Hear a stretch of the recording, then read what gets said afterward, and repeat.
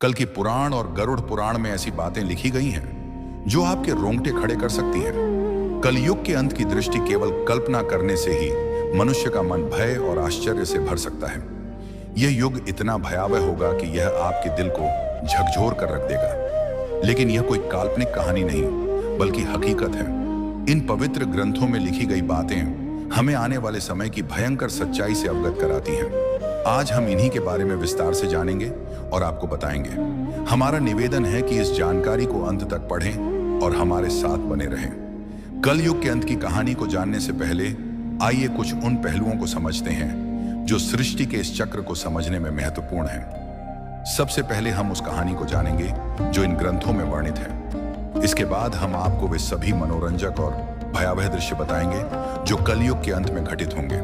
तो हमारे साथ बने रहें, क्योंकि यह यात्रा न केवल ज्ञानवर्धक होगी बल्कि आपको गहराई से सोचने पर भी मजबूर करेगी। हिंदू शास्त्रों में कलयुग की आयु 4,32,000 वर्ष मानी गई है। यह विवरण भागवत पुराण, विष्णु पुराण, लिंग पुराण और गरुड़ पुराण वश में मिलता है। कलयुग की शुरुआत महाभारत युद्ध के बाद द्वापर युग के अंत में मानी जाती है।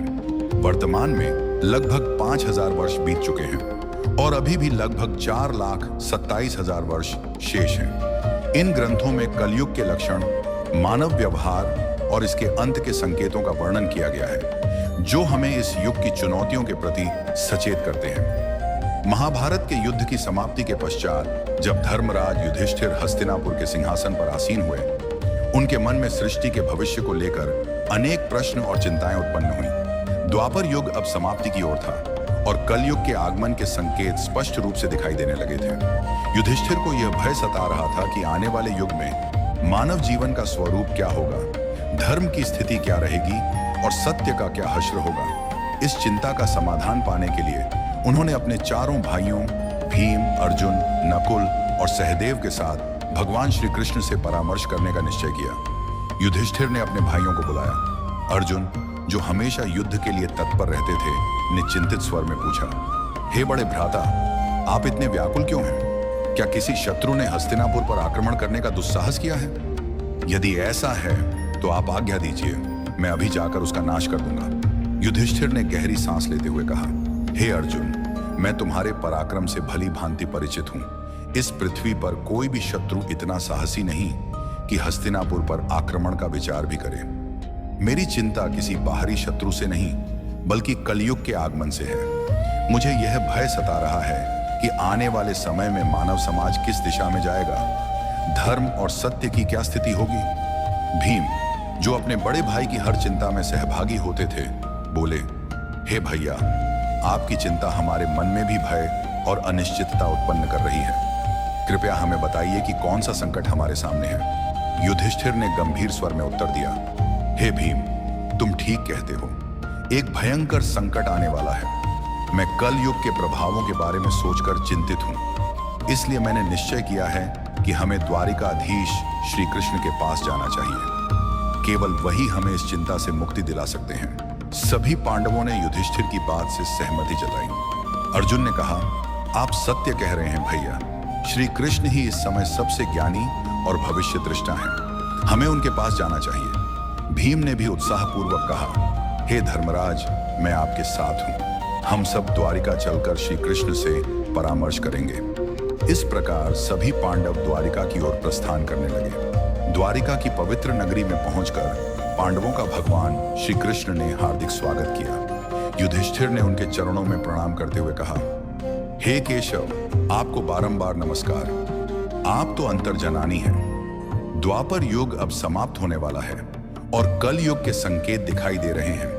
मैं यह जानना चाहता हूं कि कल युग में मानव का स्वभाव और आचरण कैसा होगा, वह किन कर्मों में लिप्त होगा और मोक्ष प्राप्ति के लिए उसे क्या करना होगा। श्री कृष्ण ने मुस्कुराते हुए कहा, हे धर्मराज, आपकी जिज्ञासा उचित है। कलयुग के प्रभावों को समझना अत्यंत महत्वपूर्ण है, किंतु इसका उत्तर मैं आपको सीधे नहीं दे सकता। इसके लिए आपको और आपके भाइयों को कुछ विशेष अनुभव प्राप्त करने होंगे।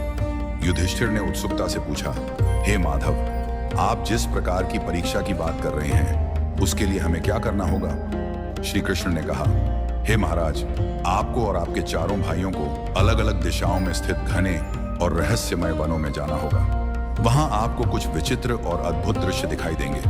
उन अनुभवों को मेरे पास लौटकर साझा करें, तब मैं आपको कलयुग के प्रभावों के बारे में विस्तार से बताऊंगा। युधिष्ठिर ने कहा, जैसी आपकी आज्ञा केशव। आप जिस स्थान की ओर संकेत करेंगे, हम वहां जाने को तैयार हैं। श्री कृष्ण ने कहा, आप और आपके भाई अलग अलग दिशाओं में जाइए। वहां भयंकर वन है। उनमें कोई असामान्य घटना दिखे तो उसे मेरे पास लौटकर बताइए। मैं आपको कलयुग का रहस्य समझाऊंगा। पांडवों के वन में अनुभव। श्री कृष्ण की आज्ञा का पालन करते हुए पांडव अपने रथों से उतरे और पैदल ही वन की ओर चल पड़े। वन का वातावरण शांत किंतु रहस्यमय था। पांडव अलग अलग दिशाओं में गए ताकि अधिक से अधिक अनुभव प्राप्त कर सकें। युधिष्ठिर का अनुभव। युधिष्ठिर को एक घने वन में एक विचित्र दृश्य दिखा। उन्होंने एक विशालकाय हाथी देखा जिसके 2 सूंड थे। ये हाथी अपनी दोनों सूंडों से वन के पेड़ों को उखाड़ रहा था, मानो उसकी शक्ति अतुलनीय हो। युधिष्ठिर आश्चर्यचकित हो गए और सोचने लगे कि यह दृश्य क्या संकेत देता है। अर्जुन का अनुभव। अर्जुन एक शांत और सुंदर वन में पहुंचे जहां पक्षियों की मधुर चहचहाहट गूंज रही थी। वहां उन्होंने एक विशाल पक्षी देखा जिसके पंखों पर वेदों की रचाएं लिखी थीं, किंतु यह पक्षी मृत जीवों का मांस खा रहा था। अर्जुन ने सोचा, यह कैसा विरोधाभास है। एक ओर वेदों का ज्ञान, दूसरी ओर मांसाहार। भीम का अनुभव। भीम एक हरे भरे चारागाह में पहुंचे जहां गायों का झुंड चल रहा था। वहां उन्होंने देखा कि एक गाय ने बछड़े को जन्म दिया और उसे इतनी जोर से चाटने लगी कि बछड़ा लहूलुहान हो गया। भीम ने सोचा, यह कैसी ममता है जो अपने ही बच्चे को घायल कर रही है। सहदेव का अनुभव। सहदेव एक शांत जलाशय के पास पहुंचे जहां 7 कुएं थे। 6 कुओं में पानी भरा था, किंतु सबसे गहरा बीच वाला कुआं पूरी तरह सूखा था। सहदेव ने इस दृश्य को देखकर सोचा कि यह क्या संकेत देता है। नकुल का अनुभव। नकुल एक पर्वतीय क्षेत्र में पहुंचे जहां ऊंचे ऊंचे पर्वतों पर हरे भरे वृक्ष थे।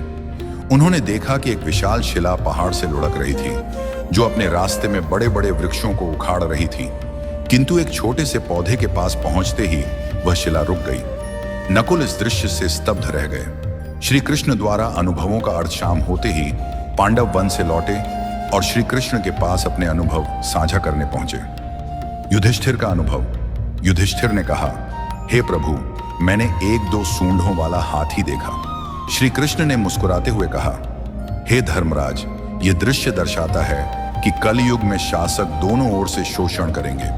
वे प्रजा से सेवा और भक्ति मांगेंगे, किंतु अपने स्वार्थ के लिए उनका दोहन करेंगे। दिखावे में वे धर्मी होंगे, किंतु अंदर से स्वार्थी। अर्जुन का अनुभव। अर्जुन ने बताया, प्रभु, मैंने एक पक्षी देखा जिसके पंखों पर वेदों की रचाएं थीं, किंतु वह मांस खा रहा था। श्री कृष्ण ने कहा, हे अर्जुन, कलयुग में विद्वान और पंडित कहलाने वाले लोग ज्ञान तो रखेंगे, किंतु उनका हृदय पवित्र नहीं होगा। वे धर्म और वेदों का उपयोग केवल धन कमाने के लिए करेंगे। भीम का अनुभव। भीम ने कहा, प्रभु, मैंने एक गाय को अपने बछड़े को इतना चाटते देखा कि वह घायल हो गया। श्री कृष्ण ने उत्तर दिया, हे भीम, कलयुग में माता पिता का अत्यधिक स्नेह बच्चों को आत्मनिर्भर बनने से रोकेगा। उनकी ममता बच्चों के लिए बाधा बन जाएगी। सहदेव का अनुभव। सहदेव ने बताया, प्रभु, मैंने 7 कुओं में से बीच का सबसे गहरा कुआं सूखा देखा। श्री कृष्ण ने कहा, हे सहदेव, कलयुग में लोग दिखावे में धनवान होंगे, किंतु अपने पड़ोसियों की भूख प्यास की परवाह नहीं करेंगे। स्वार्थ इस युग की पहचान होगा। नकुल का अनुभव। नकुल ने कहा, प्रभु, एक विशाल शिला बड़े बड़े वृक्षों को उखाड़ रही थी, किंतु एक छोटा पौधा उसे रोक देता है। श्री कृष्ण ने कहा, हे नकुल, कलयुग में धन और सत्ता मनुष्य के पतन को नहीं रोक पाएंगे, किंतु भगवान का नाम और सच्ची भक्ति जो एक छोटे पौधे के समान है उसे बचा सकती है। गरुड़ पुराण में एक प्रसंग में गरुड़ जी ने भगवान विष्णु से प्रश्न किया, हे प्रभु, 4 युगों सतयुग, त्रेता युग, द्वापर युग और कलयुग में कलयुग को सबसे भयावह क्यों माना जाता है? इसके अंत के क्या संकेत होंगे और यह युग कैसे समाप्त होगा? भगवान विष्णु ने उत्तर दिया, हे गरुड़, कलयुग में अधर्म, स्वार्थ और पाप का बोलबाला होगा। इसके अंत के समय कुछ विशेष संकेत प्रकट होंगे जो सृष्टि के विनाश की ओर इशारा करेंगे। आइए इन 5 प्रमुख संकेतों को एक एक करके विस्तार से समझते हैं। 1. मानव आयु का ह्रास। कल युग के अंत में मानव जीवन की आयु अत्यंत कम होकर मात्र 20 वर्ष रह जाएगी। लोग 12 वर्ष की आयु में ही वृद्धावस्था के लक्षण दिखाने लगेंगे। उनके बाल सफेद हो जाएंगे, चेहरों पर झुर्रियां पड़ जाएंगी और शरीर कमजोर व रोगग्रस्त हो जाएगा। यह शारीरिक पतन मानव की जीवन शैली और नैतिकता के ह्रास का परिणाम होगा। लोग अस्वास्थ्यकर भोजन, अनियमित दिनचर्या और तनावग्रस्त जीवन जीने के कारण शारीरिक और मानसिक रूप से कमजोर हो जाएंगे। स्त्रियां 8 से 9 वर्ष की अल्पायु में ही संतान को जन्म देने लगेंगी, लेकिन उनकी शारीरिक स्थिति इतनी कमजोर होगी कि वे बच्चों का पालन पोषण ठीक से नहीं कर पाएंगी। बच्चे कुपोषण और कमजोरी के शिकार होंगे, जिससे समाज में अस्वस्थ और कमजोर पीढ़ियां उत्पन्न होंगी। इस कारण पारिवारिक और सामाजिक संरचना पूरी तरह चरमरा जाएगी। लोग अपनी भौतिक आवश्यकताओं की पूर्ति में इतने व्यस्त रहेंगे कि परिवार और रिश्तों के प्रति उदासीन हो जाएंगे। यह संकेत कलयुग के उस दौर को दर्शाता है जहां मानव की शारीरिक और मानसिक शक्ति का पूर्ण ह्रास हो जाएगा। समाज में अव्यवस्था, अशांति और अराजकता का बोलबाला होगा। लोग एक दूसरे के प्रति प्रेम और विश्वास खो देंगे और स्वार्थ ही जीवन का आधार बन जाएगा। यह स्थिति हमें चेतावनी देती है कि शारीरिक और मानसिक स्वास्थ्य को बनाए रखने के लिए संतुलित जीवन शैली और नैतिकता का पालन आवश्यक है। 2. पतिव्रता स्त्रियों का लोभ। कलयुग के अंत में नैतिकता और धर्म का इतना ह्रास हो जाएगा कि पतिव्रता स्त्रियां लगभग लुप्त हो जाएंगी। एक स्त्री कई पुरुषों के साथ संबंध स्थापित करेगी, जो सामाजिक और नैतिक पतन का स्पष्ट संकेत होगा। लोग धार्मिक कार्यों जैसे पूजा पाठ, श्राद्ध, अंतिम संस्कार और विवाह जैसे संस्कारों को पूरी तरह त्याग देंगे। जल की कमी के कारण लोग स्नान करना बंद कर देंगे, जिससे शारीरिक और आध्यात्मिक शुद्धता नष्ट हो जाएगी। भोजन में मांसाहार का प्रभुत्व होगा और सात्विक भोजन जैसे फल, सब्जियां और अनाज दुर्लभ हो जाएंगे। लोग चमकीले, तंग और भड़कीले वस्त्र पहनेंगे, जो उनकी भौतिकता और आध्यात्मिकता से दूरी को दर्शाएंगे। समाज में स्वार्थ, लालच और छल कपट का बोलबाला होगा। रिश्तों में विश्वास की कमी हो जाएगी और लोग केवल अपनी सुख सुविधाओं के लिए जिएंगे। यह संकेत समाज में नैतिकता के पतन और रिश्तों के टूटने की स्थिति को दर्शाता है। लोग धर्म और कर्तव्यों से विमुख होकर केवल सांसारिक सुखों की तलाश में रहेंगे। यह स्थिति सामाजिक अविश्वास, अशांति और अनैतिकता को बढ़ावा देगी। गरुड़ पुराण हमें सिखाता है कि धर्म और नैतिकता का पालन ही समाज को स्थिर और सौहार्दपूर्ण बनाए रख सकता है। 3.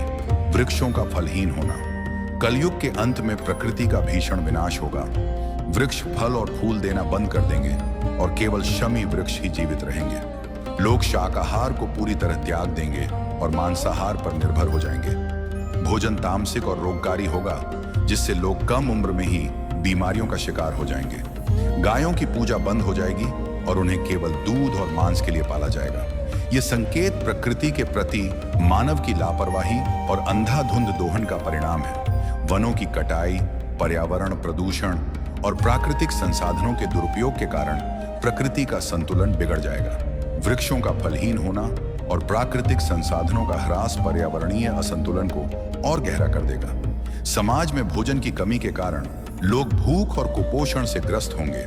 यह स्थिति हमें पर्यावरण संरक्षण और प्रकृति के प्रति सम्मान की महत्ता सिखाती है। 4. अल्पवृष्टि। कलयुग के अंत में वर्षा अत्यंत कम हो जाएगी। खेतों में अनाज का उत्पादन बंद हो जाएगा और जो थोड़ा बहुत अनाज होगा वह छोटा, रसहीन और पौष्टिकता से रहित होगा। फलों में रस का अभाव हो जाएगा, जिससे लोग भूख और प्यास से तड़पने लगेंगे। केवल बकरियों का दूध ही उपलब्ध होगा, जो प्राकृतिक संसाधनों की कमी को दर्शाता है। यह स्थिति सामाजिक और आर्थिक संकट को और गहरा कर देगी। लोग जीवन की मूलभूत आवश्यकताओं जैसे भोजन और जल के लिए संघर्ष करेंगे। खेती और कृषि कार्य पूरी तरह ठप हो जाएंगे, जिससे समाज में भुखमरी, अशांति और हिंसा बढ़ेगी। यह संकेत पर्यावरणीय विनाश और मानव की लापरवाही का परिणाम है, जो हमें प्रकृति के संरक्षण और संतुलित जीवन की आवश्यकता की याद दिलाता है। कलयुग के अंत का सबसे भयावह संकेत होगा 7 सूर्यों का उदय। भगवान विष्णु सूर्य की किरणों में विराजमान होकर पृथ्वी का सारा जल सोख लेंगे। 7 सूर्यों की तीव्र गर्मी से संपूर्ण सृष्टि जलकर राख हो जाएगी। इसके बाद भगवान विष्णु रुद्र रूप में मेघ उत्पन्न करेंगे, जो 100 वर्षों तक निरंतर भयंकर वर्षा करेंगे। यह वर्षा सृष्टि को जलमग्न कर देगी और संपूर्ण संसार का अंत हो जाएगा। यह प्रलय सृष्टि के चक्र का एक हिस्सा है, जो संहार के बाद नई शुरुआत की ओर ले जाता है। जब पाप और अधर्म अपनी चरम सीमा पर पहुंच जाएंगे, तब सृष्टि का अंत अनिवार्य हो जाएगा। यह संकेत हमें सिखाता है कि सृष्टि का प्रत्येक चक्र एक नई शुरुआत का मार्ग प्रशस्त करता है और धर्म का पालन ही हमें इस चक्र में सकारात्मक योगदान देने के लिए प्रेरित करता है। भगवान विष्णु ने गरुड़ जी से कहा, यह विनाश केवल अंत नहीं, बल्कि एक नई सृष्टि की शुरुआत है। जब यह सृष्टि नष्ट हो जाएगी, तब परमात्मा अपनी इच्छा से एक नई, शुद्ध और पवित्र सृष्टि की रचना करेंगे। इस नई सृष्टि में धर्म, सत्य और आध्यात्मिकता का पुनरुत्थान होगा। केवल वे जीव इस नई सृष्टि में स्थान पाएंगे जिन्होंने धर्म और सत्य का पालन किया होगा। यह संदेश हमें प्रेरित करता है कि कठिन परिस्थितियों में भी सच्चाई और धर्म का मार्ग अपनाकर हम अपने जीवन को सार्थक बना सकते हैं।